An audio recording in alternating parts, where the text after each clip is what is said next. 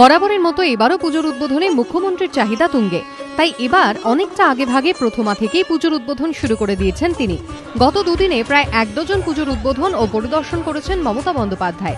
সোমবার তৃতীয়াতেও উদ্বোধন করলেন একগুচ্ছ পুজোর। এদিন বিকেল ৩টে বেহালা নতুন দলের পুজোর উদ্বোধন করেন তিনি। এরপর একে একে বরিশা স্পোর্টিং ক্লাব, ৪১ পল্লী, অজয় সংহতি, সুরুচি সংঘ, ৬৬ পল্লী, বাদামতলা সহ বেশ কিছু পুজোর উদ্বোধন করেন মমতা বন্দ্যোপাধ্যায়।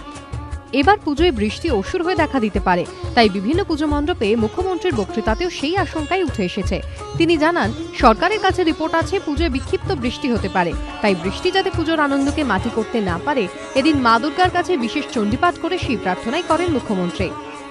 এবার মাকে একটু ডাকি একটু ভিজছেন তো, মা সবাইকে ভেজাচ্ছে, নিজে ভিজছে না। মাকে বলি, মা গো একটু বর্ষাটা বন্ধ করো দয়া করে, সবাইকে একটু ভালো করে পুজোটা কাটতে দাও। এদিন মুখ্যমন্ত্রী ছিলেন রীতিমতো পুজো দেখার মেজাজে। জানালেন, কলকাতায় পুজো দেখতে এবার বহু বিদেশি পর্যটক আসছেন। যেসব পুজো প্যান্ডেলে নতুনত্বের ছোঁয়া রয়েছে সেগুলির প্রশংসা করেন মুখ্যমন্ত্রী। মণ্ডপ পরিদর্শনের পাশাপাশি এদিন সাধারণ মানুষের সঙ্গেও মিশে যান তিনি, কোলে তুলে নেন বাচ্চাদের।